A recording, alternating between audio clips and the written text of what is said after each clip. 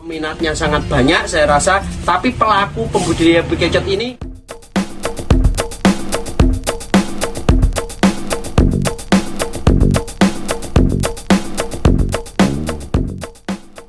jika kalian memiliki lahan yang sempit namun ingin melakukan pembiakan bekicot, tenang saja ya sobat, karena untuk saat ini kalian dapat membudidayakan bekicot dengan menggunakan drum. Hal ini terbilang lebih efisien dibandingkan dengan metode lainnya. Tak heran jika mulai saat ini banyak sekali petani yang juga mencoba untuk membudidayakan hewan ini di rumah-rumahnya. Nah, bagi kalian yang ingin membudidayakan hewan ini, yuk ikuti Mimin kali ini. Karena Mimin akan memberikan kalian informasi tuntas mengenai budidaya bekicot. Ini dia panduan ternak bekicot lahan sempit.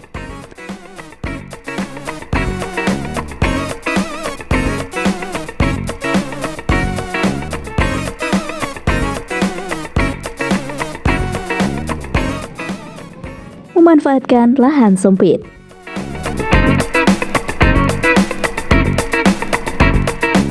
Pernahkah Anda melihat hewan bekicot? Mungkin bagi beberapa orang hewan ini terlihat menjijikan, tapi siapa sangka binatang dengan nama latin Achatina felicia ini bila dibudidayakan mampu menjadikan peluang bisnis menghasilkan. Bahkan di beberapa daerah seperti Sumatera Utara, Bogor, Jawa Barat, Bali, dan Jawa Timur sudah menjadi pusat budidaya bekicot. Di balik penampilannya yang terbilang menjijikan bagi beberapa orang, hewan satu ini tak akan sepi peminat bila diternakan. Pasalnya, kandungan protein yang tinggi menjadikan bekicot sebagai salah satu pakan ternak, khususnya ikan. Bukan itu saja, tak sedikit masyarakat yang menikmati serta mengolah bekicot menjadi makanan nikmat, misalnya sate, dendeng, ataupun sate dan lain-lainnya. Bukan itu saja, selain diolah menjadi sate, dendeng, ataupun sate, binatang yang kerap kali muncul dengan jumlah banyak pada waktu musim penghujan tiba ini bahkan dijadikan sebagai makanan kelas atas asal Prancis yang diberi nama escargot. Selain dapat dimanfaatkan sebagai pakan ternak dan makanan, bekicot bisa juga dijadikan untuk obat dalam mengatasi berbagai macam penyakit, misalnya radang selaput mata, timbulnya gatal-gatal, penyakit jantung, meredakan sakit ketika menstruasi, dan masih banyak lagi lainnya. Ini tak lepas dari adanya kandungan protein dan juga asam amino yang tinggi dalam tubuh bekicot. Cara budidaya bekicot dalam drum. Cara budidaya bekicot terbilang mudah, tak jauh berbeda dengan cara budidaya keong mas. Untuk penangkaran hewan satu ini tak perlu membutuhkan lahan yang luas. Anda bisa memanfaatkan drum sebagai kandang hewan yang dikenal memiliki lendir ini. Persiapan kandang. Persiapan kandang. Cara budidaya bekicot dalam drum yang pertama adalah menyiapkan kandang. Sama halnya dalam menyiapkan tempat tinggal cara budidaya burung finch, Anda perlu mengetahui lingkungan yang nyaman bagi hewan ternak. Untuk bekicot, tempat tinggal yang cocok adalah lingkungan lembab. Selain menggunakan drum, kandangnya bisa menggunakan plastik atau kaca. Yang terpenting, memiliki saluran udara yang baik. Mempunyai penutup atap, memiliki kondisi tanah lembab, teduh dengan suhu udara antara 25 derajat Celcius hingga 30 derajat Celcius. Untuk ukuran kandang atau drum yang diwajibkan dapat menampung bekicot secara baik supaya dapat berkembang dengan baik dan juga harus mudah untuk dibersihkan. Dalam mempersiapkan kandang, Anda harus memperhatikan hal-hal ini di antaranya. Habitat bekicotnya. Bekicot sangat membutuhkan ruang gerak. Drum dengan diameter kecil bisa kamu pilih untuk kandang budidaya.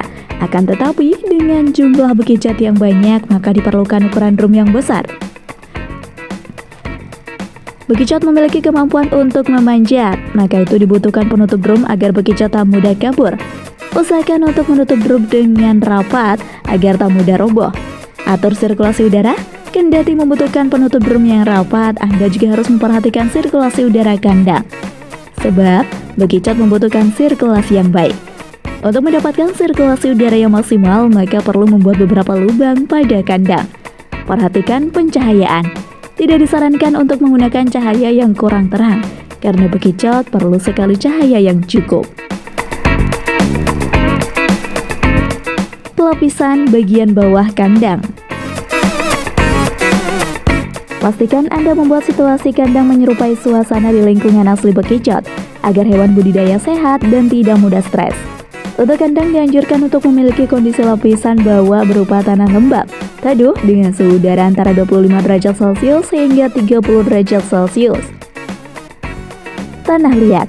Anda bisa memanfaatkan tanah liat, kendati tak terlalu kuat, namun bahan satu ini mempunyai tingkat kelembapan tinggi. Bila menggunakan tanah liat sebagai pelapis, Anda bisa menambahkan tanaman hidup untuk menyokong kehidupan bekicot. Tanah kering. Bekicot yang sangat menyukai lingkungan tanah kering, akan tetapi tanah kering bisa menyebabkan hama berkembang biak. Bila ingin menggunakan bahan satu ini, sebaiknya mempertimbangkan dengan matang. Tanah biasa. Bahan satu ini umum dijadikan sebagai pilihan bagus untuk pelapis bawah drum sebagai tempat tanah bekicot. Namun begitu, Anda wajib memastikan tanah terhindar dari bahan pestisida.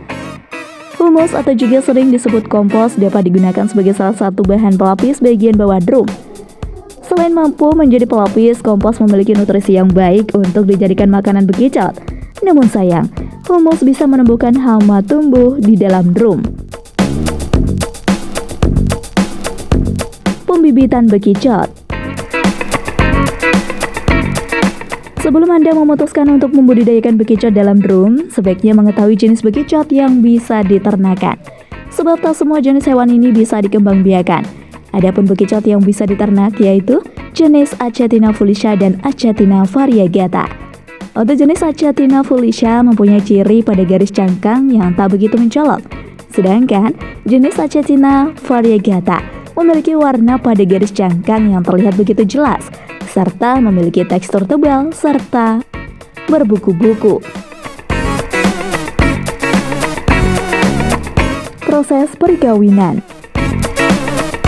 Berbeda dengan mengapai daun bunga mawar menguning, umumnya bekicot akan mulai melakukan perkawinan saat usia 6-7 bulan.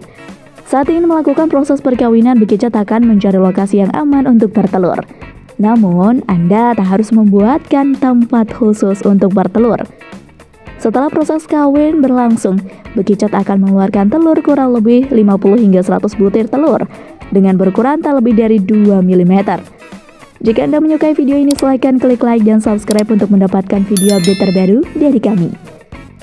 Telur-telur akan menetas pada waktunya tiba, yaitu kurang lebih 2-4 minggu kemudian. Proses penetasan bekicot berjalan dengan alami tanpa memerlukan bantuan induknya.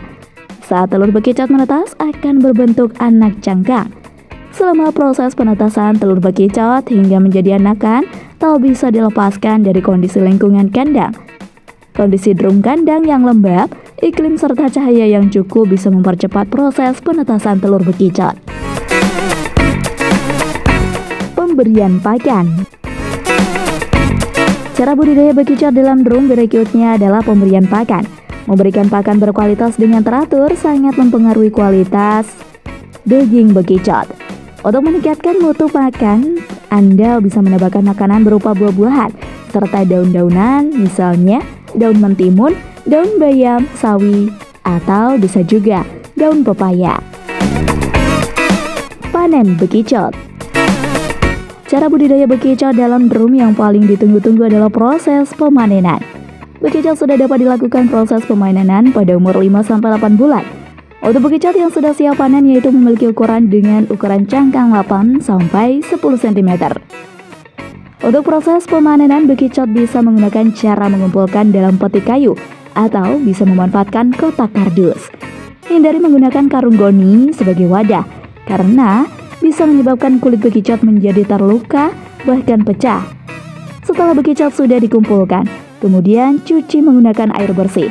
Lalu diaman kurang lebih 1 hingga 2 hari tanpa diberikan pakan. Ini bertujuan untuk menghilangkan kotorannya.